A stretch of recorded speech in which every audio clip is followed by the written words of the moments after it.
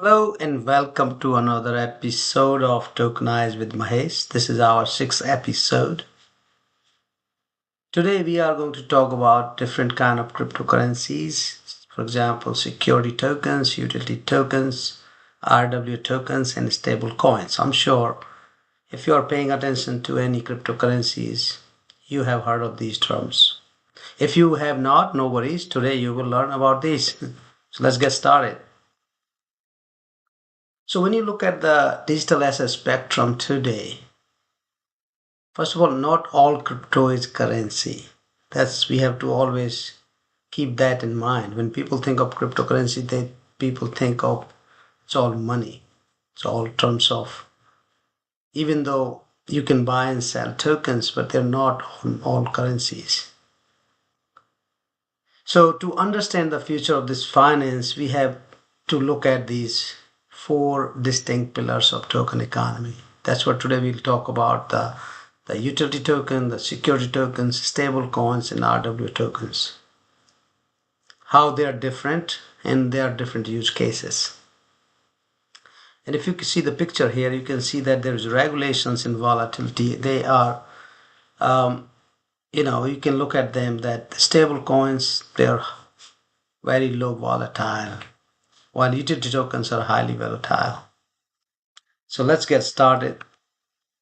The first question people ask is, what is the difference between a utility token and a security token?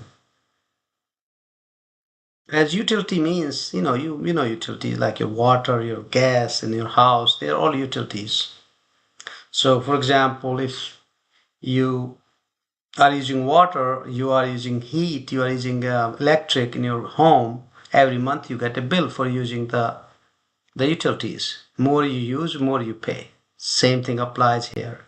A utility token is some kind of fees for accessing a specific product, services, and even features on a blockchain ecosystem.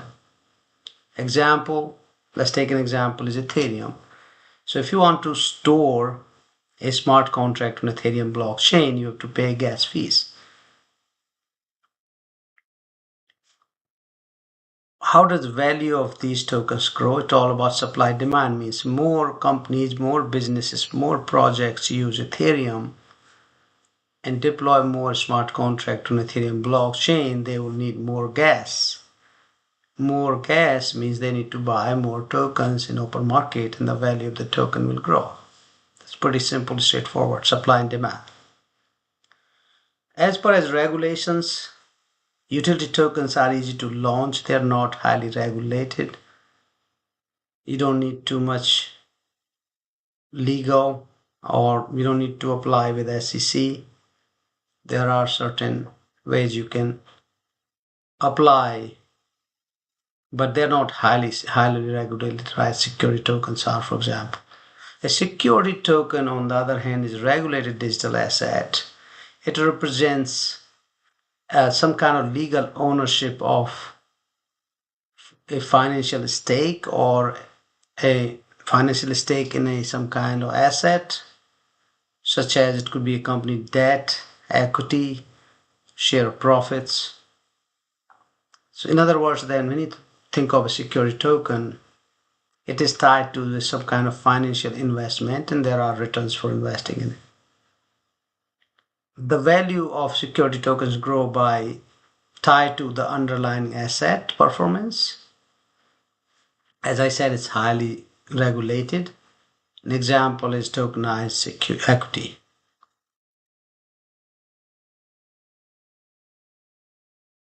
So we talk about security token, we talked about utility tokens. Let's talk about stable coins. Stable coins is something that have grown a lot in last 1 year, especially in the US. Stable coins are becoming almost like a method of payment now.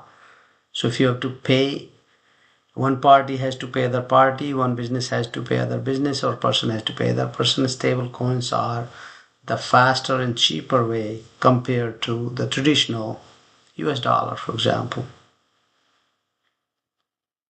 So stable coins, as names say, they're stable, they're very stable, they are somehow pegged to they're pegged to some kind of asset. For example, US dollar. There are two tokens which are most popular tokens are USDT and USDC. Each of these tokens are pegged to a $1 means each token, one token means equals to $1 US dollar. Now by using these stable coins USDT and USDC, I can quickly, obviously I have to first go and buy them on an exchange or get from somebody. Then if I need to pay, all I have to do is quickly transfer to their address and done. That's it.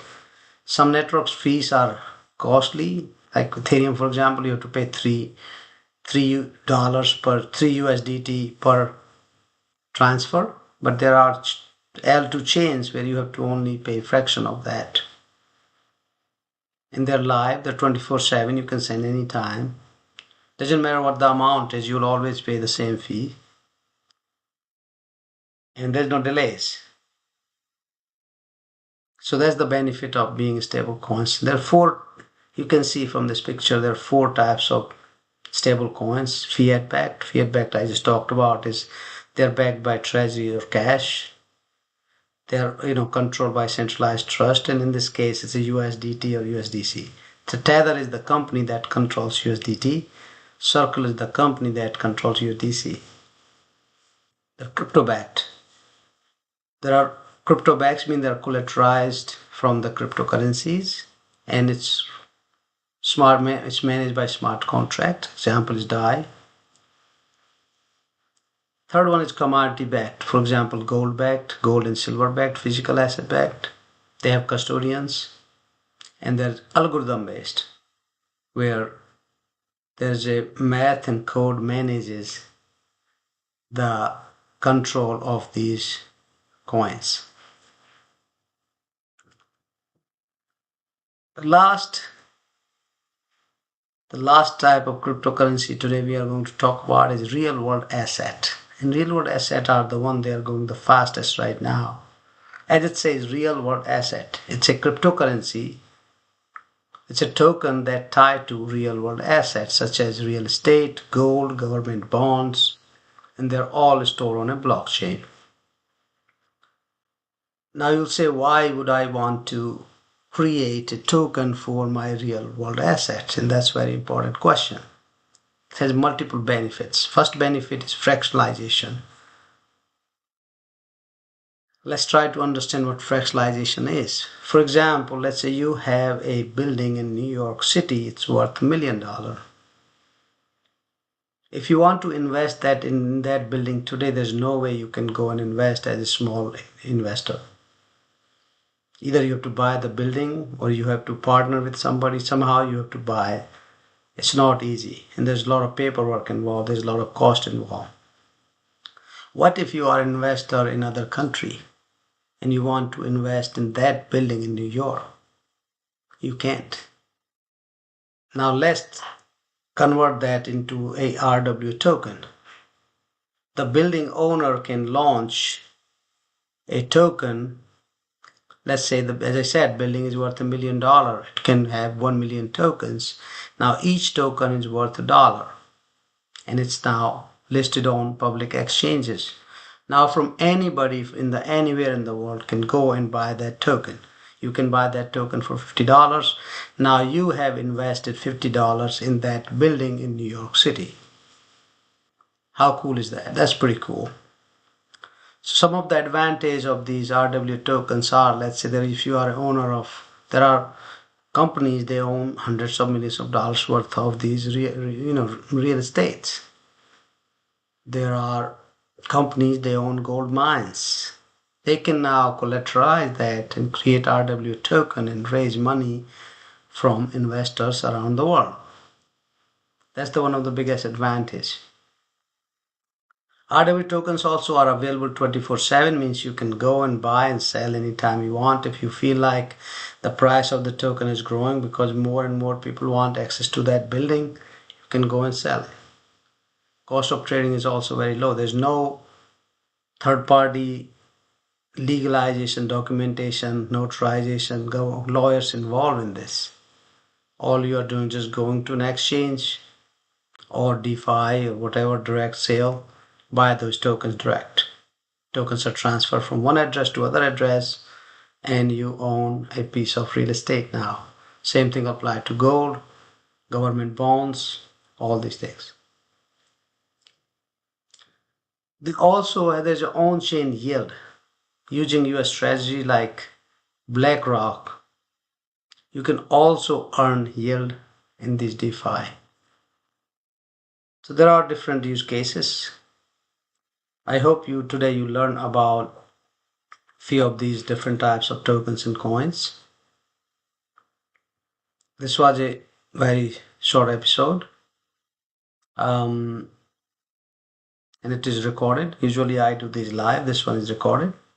In my next episode, same time, same day, Tuesday, next week, we are going to talk about Tokenomics 101. Tokenomics is a key and very important part of a token launch. I hope you learned something today. This episode is sponsored by Sharp Economy. If you're not familiar with Sharp Economy, go check out sharpeconomy.org or go to Apple or Google Store and download Sharp Rewards app. Sharp Rewards app lets you earn Sharp tokens by learning and contributing. So if you are learning something, it's an amazing app. If you don't have this app, go check out right now. In that you can take quests, you can take quizzes, you're learning things. While you're learning, you're earning Sharp tokens. And you can spend these Sharp token on your growth, buy merch, and do other things. With that said, that is all for today's episode, and I'll hope to see you next week. Rohan didn't change his routine, just added one habit. Amit walks every day for work, but today, every step earns him rewards.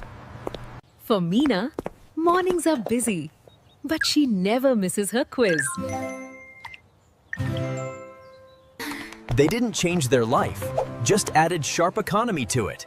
Download the Sharp Reward app now.